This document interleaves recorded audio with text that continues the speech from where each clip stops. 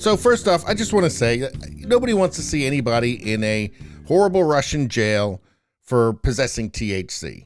And although she did break Russian law, which is not really a great idea, anybody would want to get, their own kid out of a place like that, right? But you do have to note that the Biden administration doesn't seem to be very good at negotiating, because they got back a WNBA player for an international arms dealer that the Nicolas Cage character in Lord of War was based on. This Victor Bout, they also call him Merchant of Death. Now, they don't give you a nickname like that because you're good at, playing women's basketball.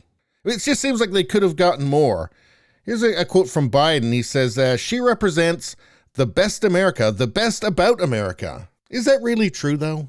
I mean, if you had a friend and they said to you, hey, I'm going to Russia, I'm going to take drugs and then fly with them, would your immediate response be, yes, you truly are the best about America? Or would you say, hold on, wait a second, are you retarded? Don't do that. That's a really, really bad idea. If you only walk away from one bad decision for the rest of your life, this should be it.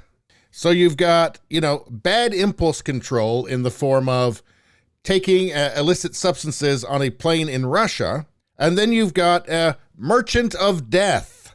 Need I remind you that Victor Bout, who is the guy that Russia's getting, is an international gun dealer.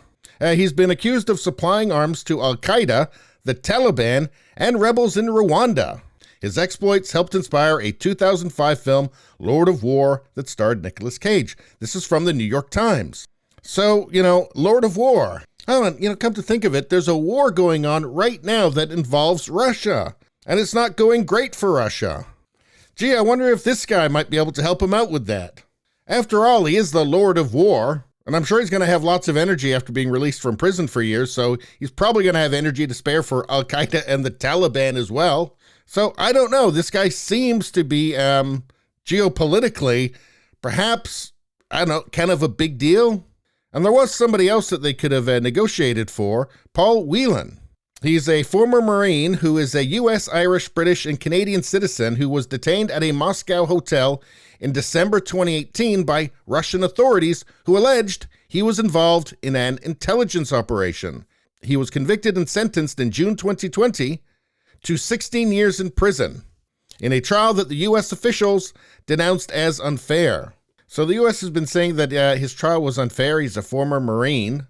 Just seems like, considering what Russia got back from the U.S., it just doesn't seem like the Biden administration did a very good job of negotiation here.